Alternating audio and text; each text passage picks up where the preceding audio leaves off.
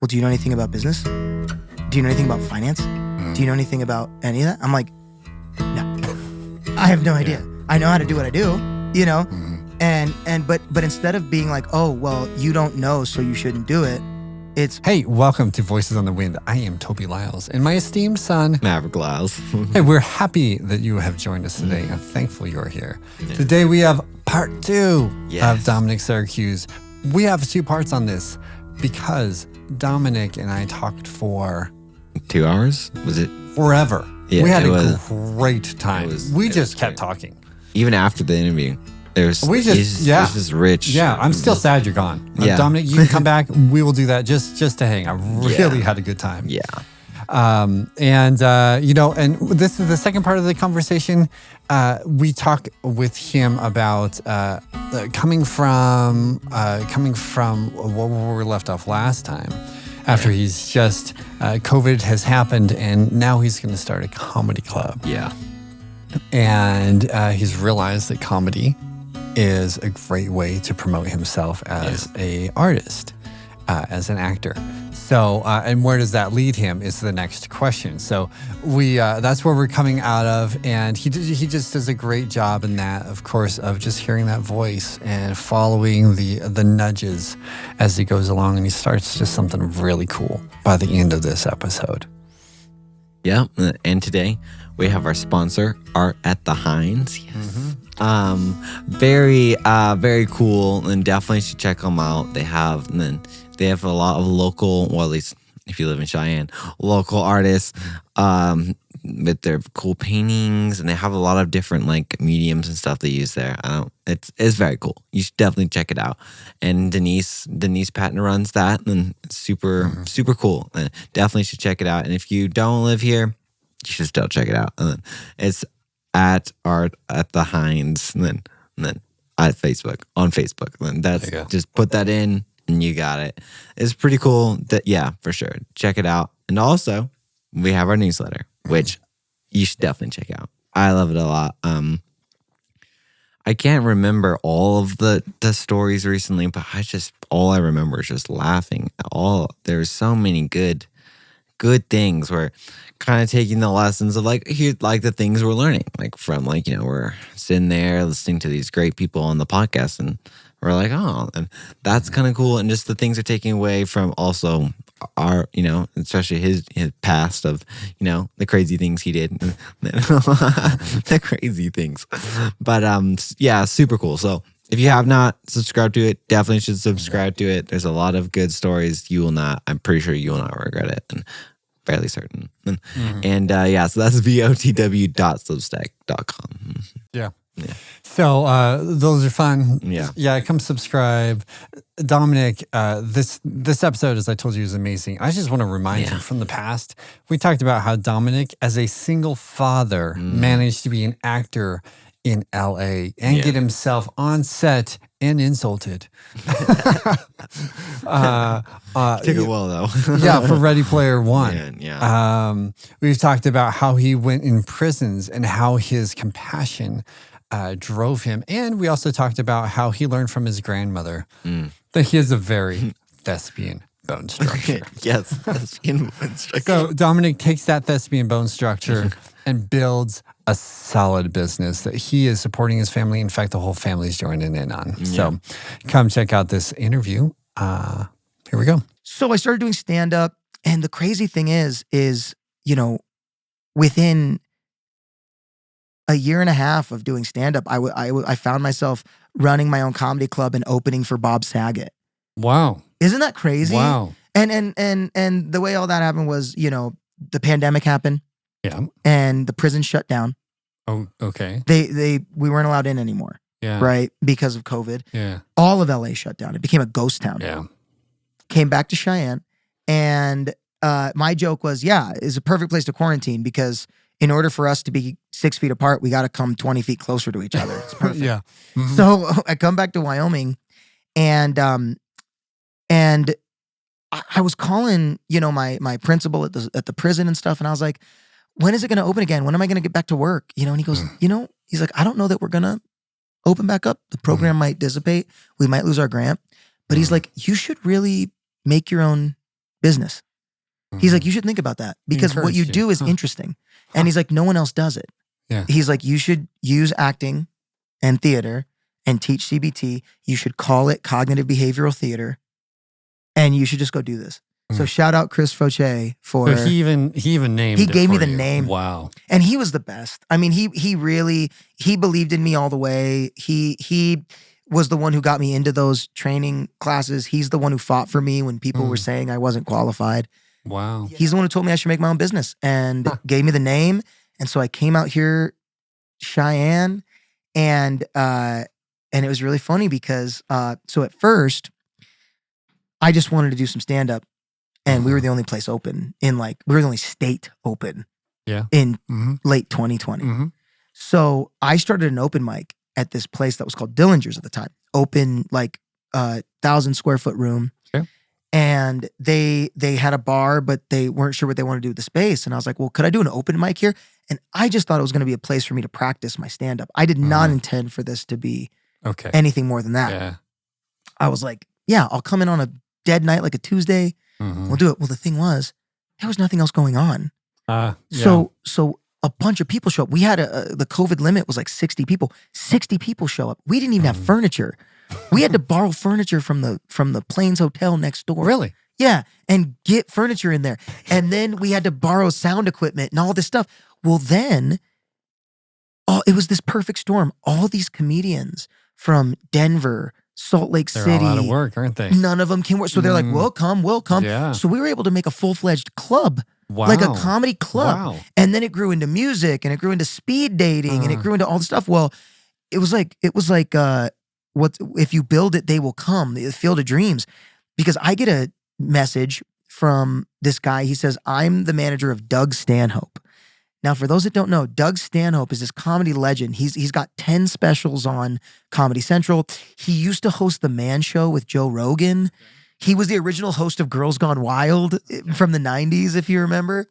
And he's this stand-up legend. And he's like, I'm in Arizona. I'm looking for clubs to play. I'm going from Montana down to Denver. He's like, if you got a club, I'll play it.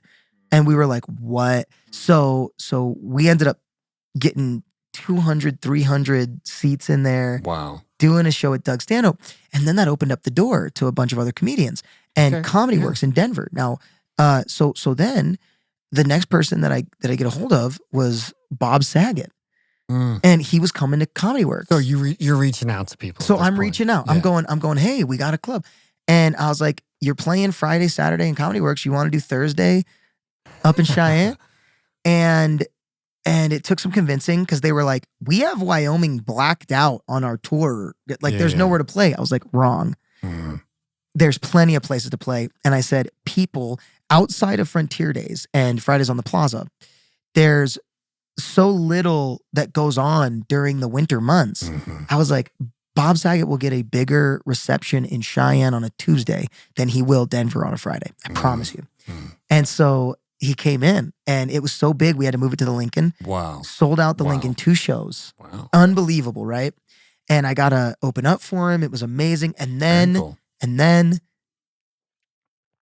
6 weeks later, he passed away. No joke. Like crazy. Oh, it was like, wild. So the folks who came to that show got to see him on one of his last shows he ever did. And it was wild. But so I got my name kind of established in comedy. And then the world started to open back up and I started to go on tour again as a comedian. And as that happened, it was so weird because it's like the business I built and my comedy career started taking off at the same time. It's kind of like, have you ever heard the bamboo analogy? The slow growth, Yes. but it's really strong. Exactly. It takes like 6 years to till the soil and nothing sprouts. Yes. But then as soon as it sprouts, that's it. Boom. It goes like it goes like a foot a day. This is the 15-year success. Exactly. Overnight success. Right. Yeah. Exactly. So my thing was, I had been doing all this stand-up in LA. I had been doing all that. And it was great for what it was, but it wasn't really growing. And then I had this idea for a business, right? And I had put out some videos. Like I had done some free workshops for the Chamber of Commerce, or I'd done some free things at rehabilitation centers, calling it cognitive behavioral theater, putting it online. Well, it was crazy because all of a sudden I start getting calls from these comedy promoters and they're going, "Oh, I saw your tape. Will you come headline this show?" Yeah, great. But then at the same time, the Department of Health reaches out to me and goes, "Hey, I saw that you do like an interactive theater thing for burnout. The pandemic, our nurses are burnt out. Could you come in and do that?" So I'm like, sure. So now I'm like setting up a comedy tour and a speaking tour. Yeah. And I thought they were two different things. Like most people think, because they always ask me, like, "Are you a speaker or a comedian or what do you do?" And the funny thing is that I had this meeting with the nurses, and it was originally it was with the staff because they were all burnt out. I mean, COVID was such a hard time. And so I asked them, I was trying to show them I knew my stuff, right? I was trying to be like, "Well, would you like to work on neuroplasticity, or maybe, like, would you like me to work on evidence-based practices for stress relief?" Or some 4-syllable words. Exactly, in there. like get a real, try to be fancy. And I swear, the moment for me that it all made sense was the head nurse practitioner for the state just went, "We heard you could make us laugh. Huh. Could you just come in and make us laugh?" They're like, "We haven't laughed in 18 months. And I was like, okay, done. Let's go. Yeah. So I started doing that, and I ended up getting a year-long contract with the Department of Health. Really? They wanted me to come in. I was doing Zoom classes every Tuesday for the whole nursing staff, and then word of mouth started spreading. That's how I started working with the military. That's how I started working with all these people. That started branching out, and I kind of became known as like the guy who will make your conferences really funny or fun. And so I started, the nonprofit network, the Wyoming Business Council. The list goes on and on and on. The Governor's Council for Mental Health. I start doing these workshops in, and then simultaneously, so that's what I do now. What I do is I tour stand-up when I get gigs for stand-up. And admittedly, I'll just let everyone know, you don't make great money doing stand-up unless you have such a big name that you're selling out arenas. I make people laugh, and I love getting paid to make people laugh. But what I've learned is that what I then do is I reach out in those communities, and I find like departments of health or businesses or whoever. Really? And I go and I do workshops for businesses, and then I use that to market the stand-up. But we've been able to really make it like a family partnership, and we work together and do the thing, and it's still growing. And so, yeah, that's my kind of wild, crazy story about, how all of it, I guess, came to be. And that's what I do now. And, it's pretty cool. It's fun. And, that's why the last thing I tell people all the time is what I learned is I when you hear somebody say he made it or they made it, right? Oh, they made it. You made it. I had that wrong in my head because I think most people think it's a destination, right? You made it to Carnegie Hall. You made it to the movies. You made it, right? There. You made it there. That's not it. It's you made it happen. You made it. You created it, right? You created this podcast. You made it. Sure. There you go. You see what I'm saying? And that's the way I look at it. Like I made my business, so I made it. And then I get to do stand-up because I've done stand-up and I filmed it and I've had good shows and I send those clips out to people and they want me to come. So I made it happen, and they helped me make it happen. It's all collaboration. Because if not, without this podcast, without the bookers, without the people who asked me to bring me in, I'm just a random guy talking to myself about acting and mental health. I'm just making jokes in my room, which believe me, I do. But we need a team around us. Exactly. For sure. Yeah. And it takes our own action. Exactly. So that's the big story. If I could give you any advice as a podcast host, maybe talk a little less, man. Come on. You just work on that. No, I'm just I'm a kidding. little out of control. I know.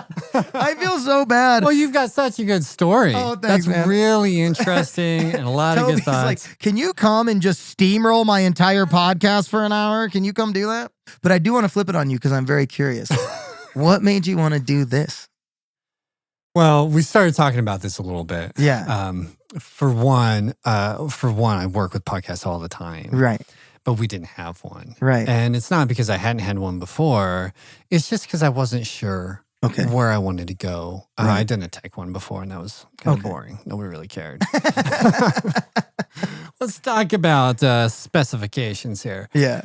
But really, there's a couple things. One, after COVID, I joked, 3 kids. I joked when we moved into town right before COVID. I was like, it'll be no problem to make friends in Cheyenne. Right. Very friendly community. Right. Totally. Really easy to connect with people. Right. I grew up here, not a problem. Right.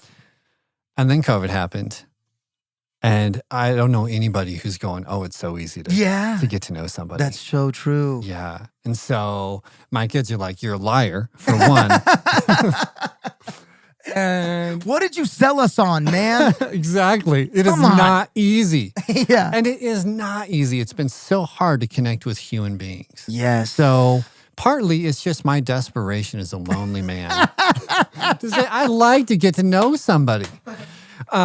Make friends, be human again. Connecting with people is probably one of the biggest reasons. That's and I feel so like cool. Cheyenne, just uniquely, and small towns, we've lived in a few small towns. Yes. Just have these gems. There's gold in these towns of Big people time. like you, small businesses that we've talked to, Yeah. who know how to start and hustle and make money. Yes. And I grew up broke Right. on the poor side of town. Same. And my father did not know how to make money, although Right. we survived, and I Right. appreciate what he did. Right.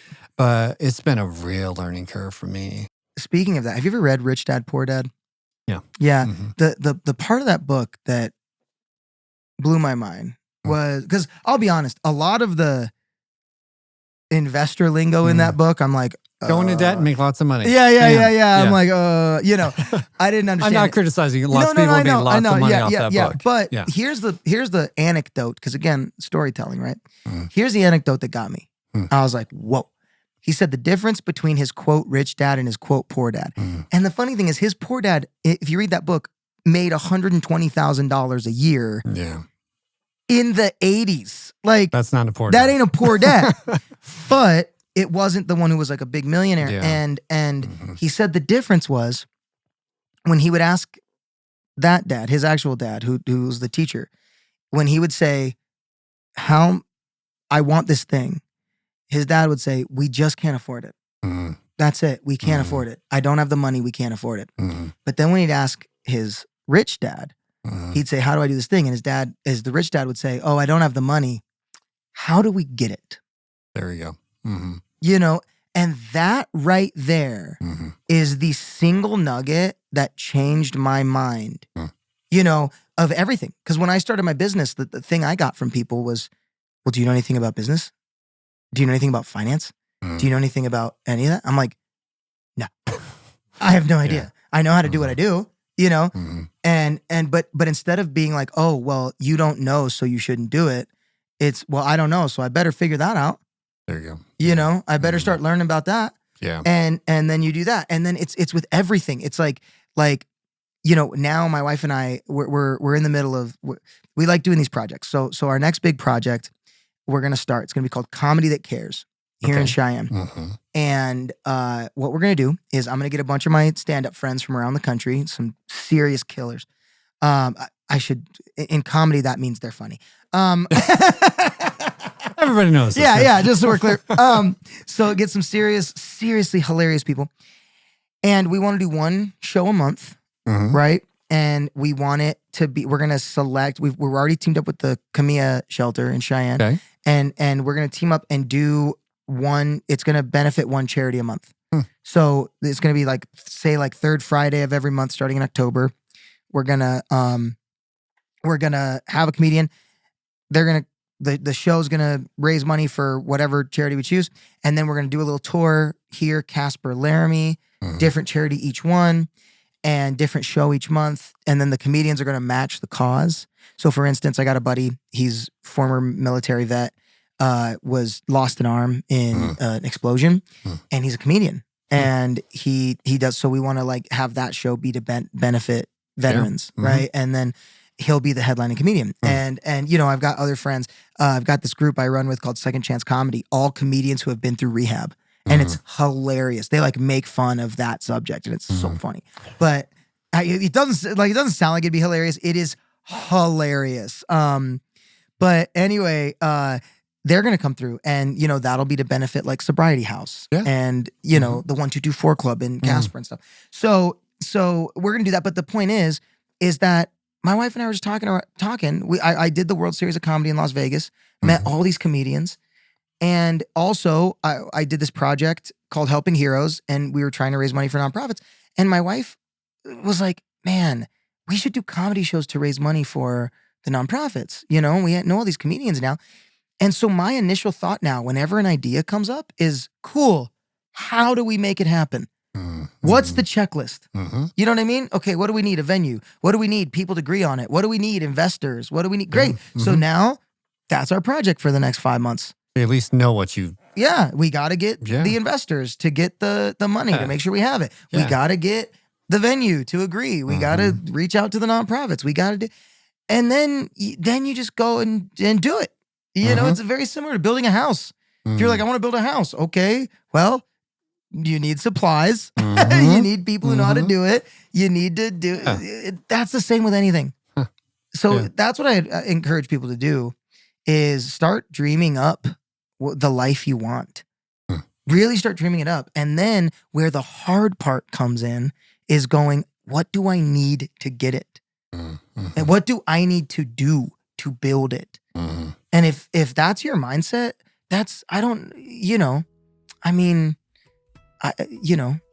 pending the earth falling into the sun, I see no way that you don't achieve it. Well, thanks, Dominic, for letting us interview you. That was definitely worth it. And honestly, just so good. And I had no idea all of the things, dude. I mean, the things that going on in the city, like the comedy club. I thought that was super cool. Like, bringing people in. Like, yeah, how we brought in people that are like from New York and from, you know, bringing here to Cheyenne. We're just such a small city, just to hear like that big kind of changes. I thought that was really cool. And doing that during COVID, like taking COVID and like, actually, this is not a bad thing, and use it COVID to his advantage. That was just beautiful. That and just the amazing, just learning how the company was made, learning, you know, making that therapy and but with like acting or like comedy, like just brilliant, honestly. And I'm like, oh, maybe I need some of that myself. It's just really rich and excellent marketing. I mean, just being like, hey, I'm going to do a comedy show, and also hospitals in the area. You want, you know, just very, very entrepreneurial, just rich entrepreneur. It's just, I really enjoyed just being able to sit there and just be like, oh, how is this going to turn out? It's just a great story. So thank you so much. Yeah, really, enjoyed that. So thank you again, Dominic. Hey, for all of you who have not subscribed, come on, jump on the party. Come comment, come share, come get to know us. We'd love more connection. We'd love to get to know you. Appreciate you on board. And we have some more really good episodes coming up. So if you haven't done so, do so now. Make sure you're connected. And until then, my friends, happy sailing.